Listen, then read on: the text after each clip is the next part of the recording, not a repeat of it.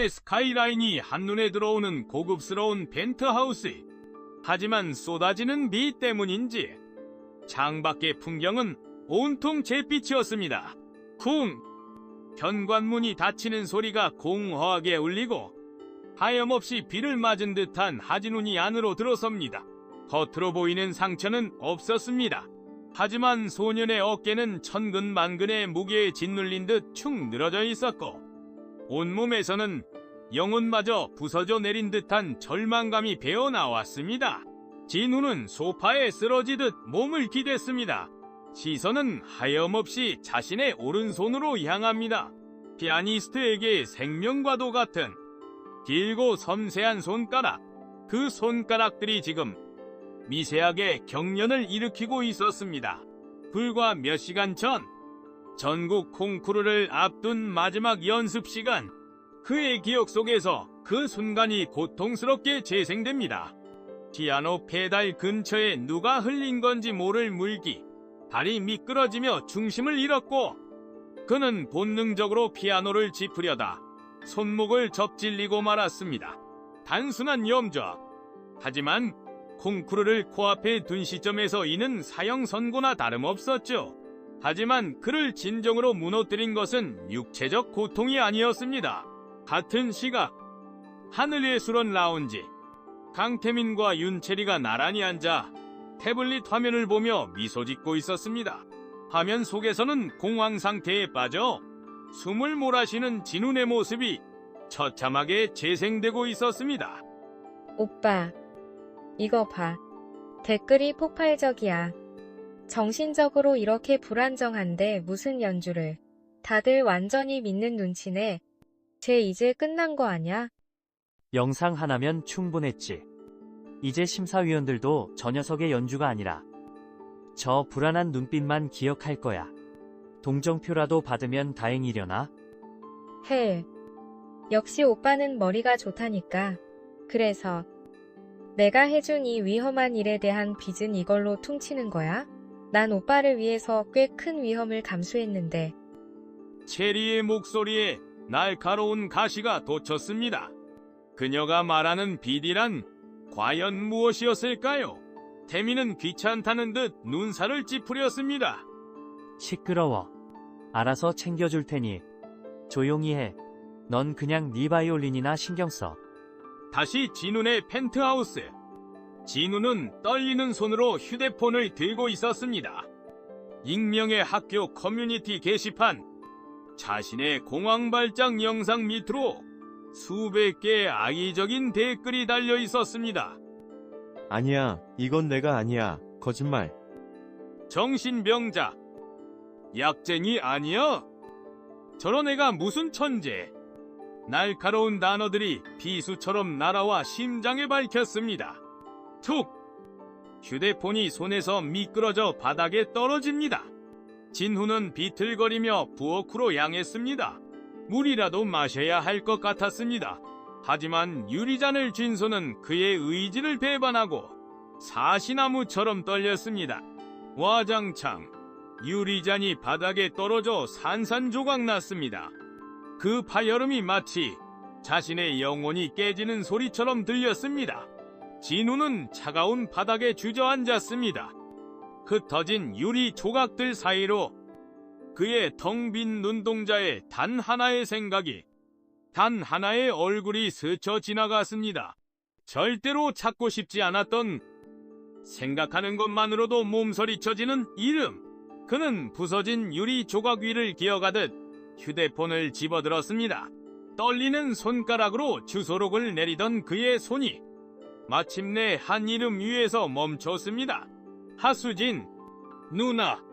깊은 절망 속에서 그는 마지막 남은 힘을 쥐어짜 통화 버튼을 눌렀습니다. 신호음이 울리기 시작했습니다. 그의 운명을 바꿀 악마와의 계약이 시작되는 소리였습니다. 차갑고 미니멀한 하수진의 오피스. 모든 것이 완벽한 질서 속에 놓여있는 그 공간을 날카로운 전화벨 소리가 무자비하게 가르고 있었습니다. 수지는 모니터에서 눈을 떼지 않은 채 블루투스 이어폰을 눌렀습니다. 그 표정에는 어떤 감정도 실려 있지 않았습니다. 말해. 누나, 나 지훈이야. 용건만. 30초 주지. 동생의 울음 섞인 목소리에도 수진의 목소리는 한치의 흔들림도 없었습니다. 마치 가장 귀찮은 고객의 전화를 받은 변호사처럼 그 냉정함에 오히려 진우는 말을 잇지 못하고 흐느꼈습니다. 나 이제 피아노 못 쳐. 콩쿠르도 강태민 그 자식이 그리고 영상이 학교에. 잠깐. 하진훈. 정리 좀 하자. 그러니까 넌 감정에 휩쓸려서 상황 파악도 제대로 못하고 증거 하나 확보하지 않은 채로 이 모든 뒤치다꺼리를 해달라고 나한테 전화한 거다. 내가 이해한 게 맞니? 그게 아니고 정말 억울해서. 억울? 세상에 억울한 사람이 너 하나인 줄 알아? 네 문제는 네가 알아서 해. 난 내 보호자도 아니고 자선사업가는 더더욱 아니야. 끊는다. 안 돼. 누나. 제발 한 번만. 나 정말 이대로 끝나. 내 인생 전부란 말이야. 제발. 진운의 절규가 소화기를 뚫고 나왔습니다. 그리고 길고 차가운 침묵이 흘렀습니다. 진우는 전화가 끊겼을까봐 숨조차 쉬지 못했습니다. 몇 초 후 다시 들려온 수진의 목소리는 이전보다 훨씬 더 낮고 위험한 온도를 띠고 있었습니다. 좋아. 도와주지. 정말이지. 누나. 하지만 이건 가족으로서가 아니야. 착각하지 마. 수진은 의자 깊숙이 몸을 묻으며 말을 이었습니다. 마치 재판에서 최종 변론을 하듯 그녀의 목소리는 한 단어 한 단어에 무게를 싣고 있었습니다. 이건 거래야. 비즈니스. 넌 나의 의뢰인이고 나는 네가 고용한 해결사다. 내 자물쇠는 돈이 아니야. 첫째. 네. 절대적인 복종. 내가 하라면 하고 멈추라면 멈춘다. 그게 아무리 비합리적이고 잔인하게 느껴져도 넌 질문하거나 토를 달지 않아. 둘째. 일이 모두 끝나면 넌 네가 가진 가장 소중한 것 하나를 나에게 넘겨야 할 거야. 그게 피아노가 될지 내 미래가 될지 아니면 다른 무언가가 될지는 내가 정한다. 이 악마 같은 계약 받아들일 수 있겠어? 잔인한 조건이었습니다. 동생의 절망을 담보로 한 그야말로 악마의 계약. 진우는 전화기 저편에서 떨고만 있었습니다. 선택지는 없었습니다. 알았어. 뭐든지 할게. 제발 도와줘. 현명한 선택이야. 이제부터 넌 내 의뢰인이니까 내가 연락할 때까지 아무 짓도 하지 말고 그냥 있어. 알겠나? 수진은 대답을 기다리지도 않고 통화를 종료했습니다. 뚝 하고 끊어지는 소리와 함께 그녀의 입가에 비릿하고 차가운 미소가 걸렸습니다. 그녀는 천천히 일어나 창밖의 잿빛 도시를 내려다보았습니다. 좋아. 강태민, 네가 만든 그 작은 왕국이 얼마나 견고한지 한번 볼까? 다음 날 국내 최고의 예술 영재들만 모인다는 하늘예술원의 아침은 우아하고 평화로워 보였습니다. 하지만 그 평화는 정문 앞에 미끄러지듯 멈춰선 검은색 세단 한 대로 인해 곧 미세한 균열을 보이기 시작했습니다. 차에서 내린 사람은 하수진. 어제의 냉소적인 변호사가 아닌 머리부터 발끝까지 부유하고 지적인 예술 투자 컨설턴트로 완벽하게 변신한 모습이었습니다. 그녀는 동생 지훈에게 연락하는 대신 곧장 학장실로 향했습니다. 존재하지도 않는 엘리시안 아트재단의 수석 컨설턴트라는 직함과 업계 용어를 자유자재로 섞어 쓰는 그녀의 현란한 언변의 학장은 완전히 매료되었습니다. 젊은 예술 영재들을 후원하고 싶다는 그녀의 말에 학장은 직접 학교 투어를 시켜주겠다며 앞장섰습니다. 완벽한 시나리오였습니다. 그리고 그 시나리오의 클라이맥스는 학교의 심장부인 그랜드홀에서 펼쳐졌습니다. 학장은 저 멀리서 이야기를 나누고 있는 두 학생을 가리키며 자랑스럽게 말했습니다. 바로 강태민과 윤철이었습니다. 아, 강태민 군과 윤채리 양이군요. 명성은 익히 들었습니다. 우리나라 클래식의 미래가 참 밝네요. 과찬이십니다. 하수진 대표님이야말로 젊은 나이에 대단한 안목을 가지셨다고 들었습니다. 저희에게 관심을 가져주셔서 영광이에요. 대표님, 화기애애한 분위기. 하지만 바로 그 순간 수진의 눈빛이 칼날처럼 날카로워졌습니다. 그런데 한 가지 궁금한 게 있습니다. 이렇게 최고의 엘리트들만 모인 곳은 경쟁이 상상을 초월하겠지요. 혹시 학생들 간의 과도한 경쟁이나 내부 갈등이 생겼을 때 학교 측에서는 어떻게 중재하시나요? 저희 재단은 아티스트의 심리적 안정성을 후원의 제1원칙으로 삼고 있어서요. 태민과 체리의 얼굴에 순간 당혹감이 스쳐 지나갔습니다. 마치 자신들의 속을 꿰뚫어보고 있다는 듯한 소름 끼치는 질문이었습니다. 아, 물론 저희 학교는 학생들의 멘탈 케어에 최선을 다하고 있습니다. 전문가와의 상담 프로그램도 그렇군요.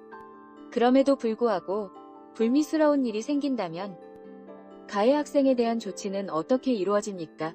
예를 들어 진실이 밝혀지기 전에 여론만으로 한 학생의 커리어를 망가뜨리는 경우는 없어야 할 텐데요. 네, 그럴 리가요. 저희 학교는 절대. 바로 그때였습니다.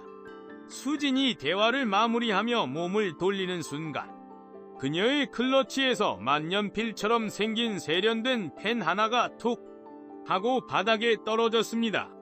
태민과 체리의 발치에 떨어진 펜. 수진은 몇 걸음 걷다가 방금 알아차렸다는 듯 뒤를 돌아보았습니다. 어머나, 제 펜을 죄송합니다. 그녀가 허리를 숙여 펜을 집어드는 찰나 펜클립에 달린 머리카락보다도 가는 초소형 렌즈가 희미한 빛을 반사했습니다. 과연 저 펜의 정체는 무엇이었을까요? 수지는 태연하게 펜을 챙겨놓고는 미소와 함께 자리를 떴습니다.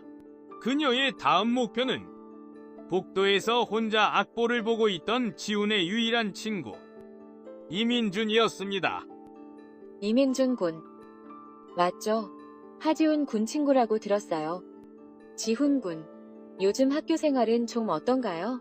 겉으로 보이는 것과는 다른 이 학교의 진짜 문화가 궁금해서요.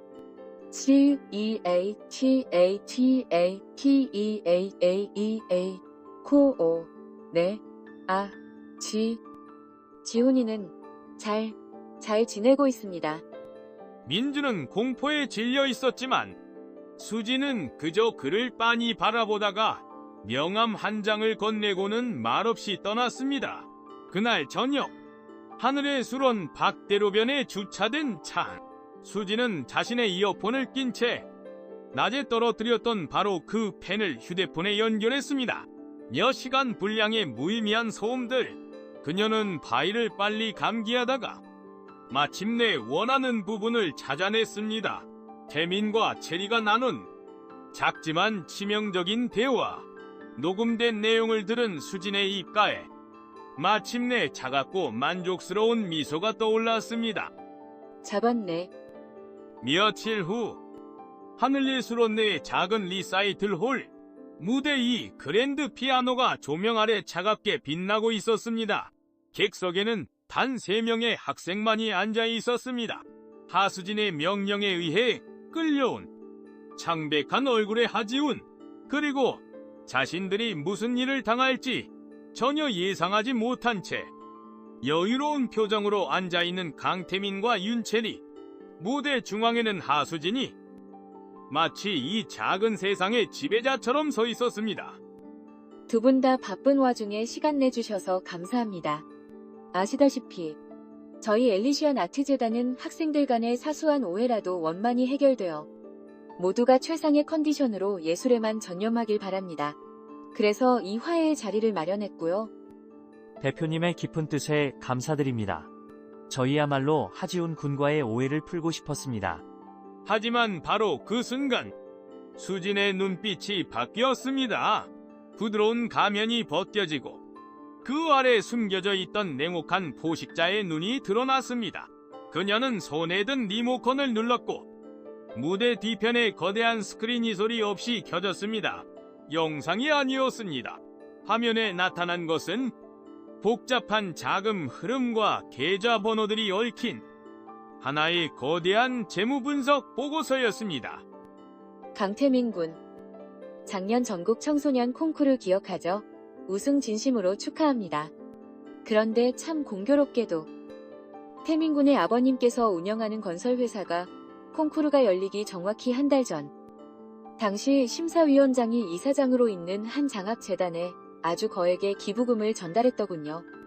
참으로 아름다운 우연의 일치죠? 무슨 소리를 하시는 겁니까? 그건 정상적인 후원 활동이었습니다. 태민의 목소리가 격앙됐지만 수지는 그를 무시하고 시선을 윤채리에게로 돌렸습니다. 윤채리 양. 참 목소리가 고와요. 특히 친구와 비밀스러운 이야기를 나눌 때 그 목소리가 참 잘 녹음되더군요.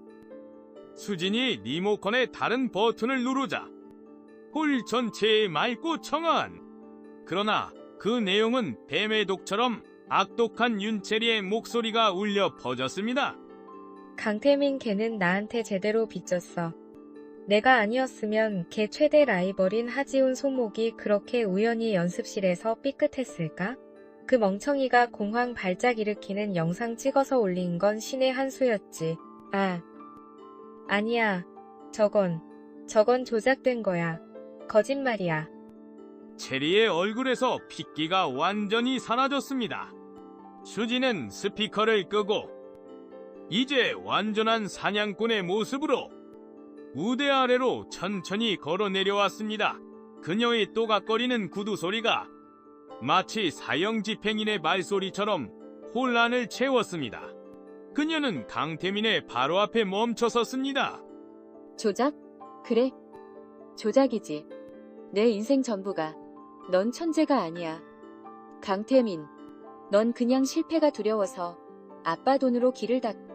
너보다 재능 있는 경쟁자는 비열한 방법으로 끌어내리는 겁쟁이일 뿐이야. 내가 이걸 경찰에 신고할 것 같아? 아니, 난 그렇게 시시하고 비효율적인 짓은 안 해. 수진이 그의 눈을 똑바로 보며 얼음보다 차가운 목소리로 속삭였습니다.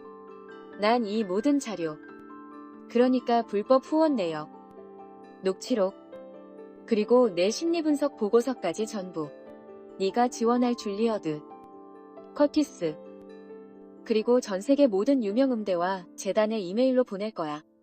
이건 내 커리어에 대한 사형 선고야. 이해했니? 태민의 몸이 허물어지듯 의자 아래로 쓰러졌습니다. 수지는 그를 내려다보며 마지막 제안을 던졌습니다. 선택지는 두 개야. 여기서 내 예술 인생을 끝내거나 아니면 내 조건을 받아들이거나. 첫째, 이번 콩쿠르에서 기권하고 하지훈에게 공개적으로 사과할 것. 둘째, 내 아버지 돈으로 재능 있지만 가난한 예술 영재들을 위한 재단을 설립할 것. 그리고 윤채리 양, 넌 그 재단에서 2년간 무급으로 봉사해야 할 거야. 선택해. 정적이 흘렀습니다. 태민과 체리는 아무 말도 하지 못했습니다. 그저 넋이 나간 채 고개를 끄덕일 뿐이었습니다. 옆에서 이 모든 것을 지켜보던 지우는 더 이상 누나에게서 공포가 아닌 이해할 수 없는 경외감을 느끼고 있었습니다. 그렇게 아무도 모르는 작은 법정의 재판은 끝이 났습니다. 그날의 재판 이후 하늘예술원에는 조용하지만 거대한 지각 변동이 일어났습니다. 며칠 뒤 강태민은 개인적인 사정을 이유로 전국 콩쿠르 기권을 공식 발표하고 하지훈에게 공개적으로 사과했습니다. 라이벌이 사라진 콩쿠르에서 지우는 압도적인 연주로 대상을 차지하며 화려하게 비상하기 시작했습니다. 약속대로 강태민은 아버지의 돈으로 청림마트 재단을 설립했습니다. 처음에는 마지못해 시작한 일이었지만 그는 재능 있는 후배들을 발굴하고 지원하는 과정에서 지금껏 느껴보지 못했던 새로운 종류의 성취감을 맛보게 되었고 몇 년 후에는 냉철하지만 존경받는 예술 프로듀서로 성장했습니다. 윤채리 역시 2년간의 무급봉사라는 형벌을 묵묵히 수행하며 유능한 공연 매니저로 거듭났습니다. 그들의 이야기는 파괴가 아닌 예상치 못한 방향으로의 재건이었습니다. 그리고 또다시 몇 년의 시간이 흘렀습니다.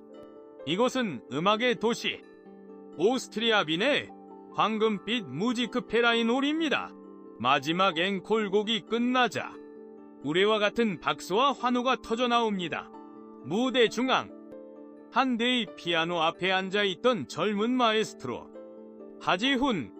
그는 이제 더 이상 위태롭게 흔들리던 소년이 아니었습니다.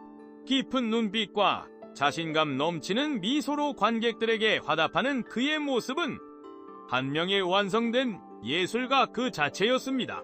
여전히 차갑고 도도한 표정의 하수진. 하지만 그 얼음장 같은 표정 아래 누구도 눈치채지 못할 희미한 자부심이 서려 있었습니다. 공연이 끝나고 텅 빈 무대 뒤 턱시도를 입은 지훈이 창가에 서서 야경을 바라보는 수진에게 다가갔습니다. 이제 그의 목소리에서는 더 이상 불안함이나 두려움이 느껴지지 않았습니다. 누나, 와줘서 고마워. 내 연주를 보러 온 거지. 널 보러 온 게 아니야. 착각하지 마. 여전하네. 그런데 아직 묻지 못한 게 있어. 그날의 자물쇠 말이야. 내가 가장 아끼는 걸 가져가겠다고 했잖아. 이제 그 빚을 갚을 때가 된 것 같은데. 그 말에 수진이 천천히 뒤를 돌아봤습니다. 그리고 그녀의 얼굴에 지난 몇 년간 단 한 번도 볼 수 없었던 진짜 미소가 피어났습니다. 그 어떤 계산도 냉소도 섞이지 않은 따뜻하고 부드러운 미소였습니다. 그녀는 자신의 손에 들려있던 오늘의 연주의 티켓을 들어보였습니다. 자물쇠? 이미 받았는데. 오늘 내 연주회. 이맨 앞줄 알석 티켓. 이게 내 자물쇠였어. 넌 빚을 다 갚은 거야. 내 동생. 그제야 지우는 깨달았습니다. 그 잔인했던 악마의 계약이 사실은 상처 입은 동생을 지키기 위한 그녀만의 서툴고 뒤틀린 사랑의 표현이었다는 것을. 수진이 원했던 것은 동생의 복종이나 희생이 아니라 그가 절망을 딛고 일어나 스스로의 힘으로 다시 연주하는 것. 바로 그 자체였던 겁니다. 진정한 힘이란 상대를 파괴하고 굴복시키는 것이 아닐지도 모릅니다. 때로는 무너진 한 사람의 이야기를, 그 사람의 인생을 다시 아름다운 선율로 써내려갈 수 있도록 만들어주는 능력. 자기 자신, 그리고 타인의 이야기까지도요. 이 이야기는 여기서 끝이 납니다. 하지만 여러분께 마지막 질문을 하나 던져보고 싶습니다. 만약 여러분에게 그런 힘이 있다면 당신은 누구의 이야기를 다시 써주시겠습니까?